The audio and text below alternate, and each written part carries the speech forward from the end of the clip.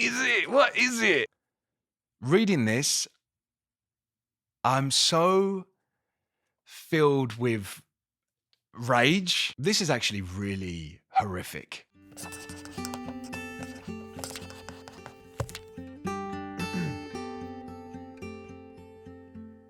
Hello, everyone, and welcome back to Paperback Journeys, where every week I read a new book and review the chapters within it so that we can read along together and enjoy the journey together. This is video 2 in my deep dive into The Dinner by Herman Koch. In this video, I'm going to be reading chapters 19 to up to 29, but not including 29. So if you didn't watch the first video, that's fine, no problem. You can click up in the top corner here, and I think I've got the right corner, right? Yeah, I think it's up here. And you'll be directed to part 1, the first video, which covers the first 19 chapters. I read up to chapter 20. So yeah, let's dive back in, because I think we left on a bit of a cliffhanger, didn't we?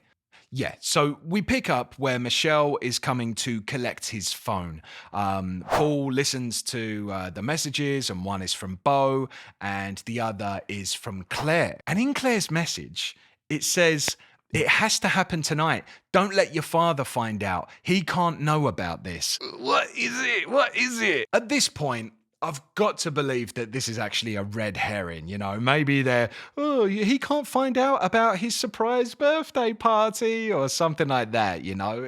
It can't straight out of the gate be that the mother knows something about it. It's got to be a misdirect. In the next scene, we're actually given a full view of what happened on the night that the two teens assaulted the homeless person.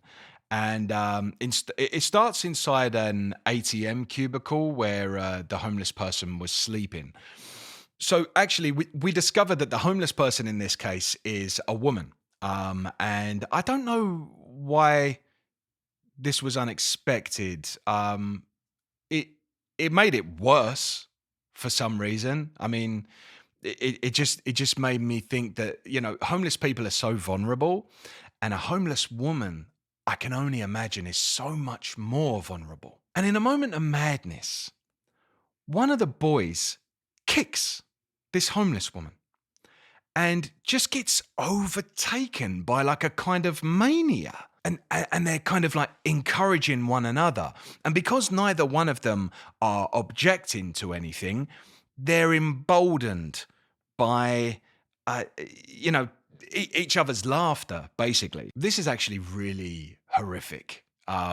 Two privileged boys feeling so entitled, so superior to another human, that assault has become a kind of entertainment for them. And then they accidentally kill her. And reading this, I'm so filled with rage. And if Paul and Serge are going to try and defend these boys, even though they're sons, I get it. I hope they fail in defending them.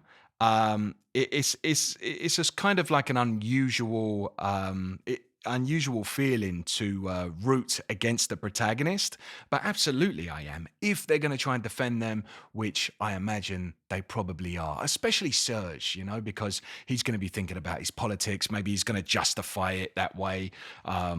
He's going to be thinking about his own reputation and stuff like that. I imagine, I don't know, but come on. When Michelle arrives, Paul lets him know immediately that he's seen what's on the phone. He knows everything that's happened, and neither one of them is really sure what to say. They have a kind of strange exchange, where Michelle is saying, "Oh, this is so weird. This is so weird."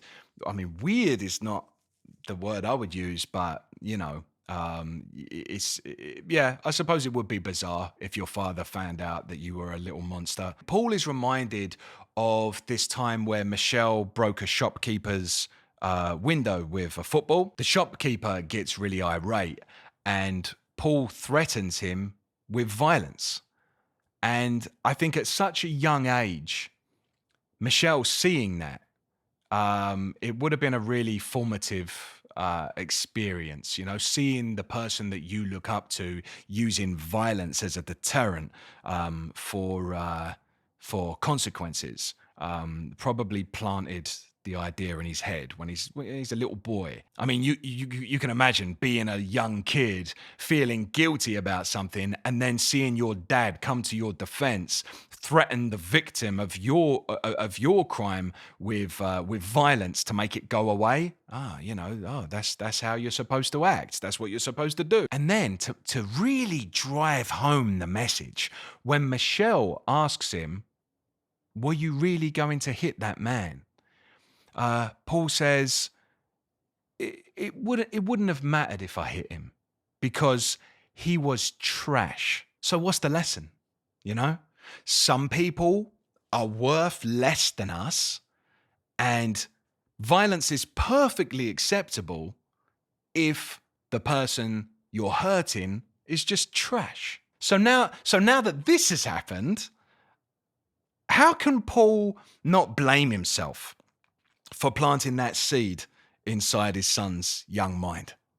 We find out that Claire actually knew all along what had happened, and somehow she'd been able to keep it from Paul without him suspecting anything. Can you imagine receiving that call from your son? I'm not a parent, so I can't really comment accurately. But for those of you that are parents, what would you do in the scenario? This is the question of the video. What would you do in the scenario where you receive a call from your son telling you that they had done what Michelle had just done? And by the way, no judgment or anything like that. I understand that paternal instincts kick in to protect your the people that you've given your life to. But would you turn them into the police? Would you tell the kid, "You're on your own, you've done this"? Or would you help your child get away with it? So we're going to end it there. If the first third of this book was all about building suspense and creating questions in the reader's mind, the second third really paid off, didn't it? We really found out quite a lot. First off, Michelle is a little sociopath, isn't he? I mean, he just completely lacks empathy. And this idea that some people are human and some people are kind of subhuman might have been planted in his young mind by Paul when he was growing up. It seems like Serge and Babette both know as well, probably. And Claire certainly knows. Also, something that I don't know if I recorded, but it seems like Bo is trying to blackmail them, right? So now we've got a situation where Bo is not exactly innocent. He's definitely not as guilty as the boys. Like he's not that level of crime, but he's trying to benefit from something which happened. And so what's going to happen now? Is Claire going to help her son get away with it? Are the boys going to pay the price? How many times have they done this? Is Bo going to get paid off? There's so many questions that still need to be answered. There's some really intense, dark stuff going on, and I really need to know the conclusion. So that's a good thing, right? But I get angry when I read this book, but it's like a good anger, you know. It's like scratching a scab. Horrible, but satisfying. In the next video, we're going to be reading chapters 29 until the very end of the book. And so, we're going to find out what twists and turns lay ahead of us. What is going to be the conclusion?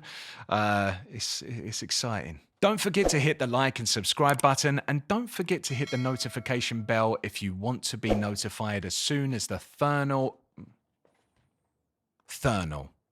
as soon as the third and final installment of the dinner book review comes out on this channel. Happy reading and have a good one.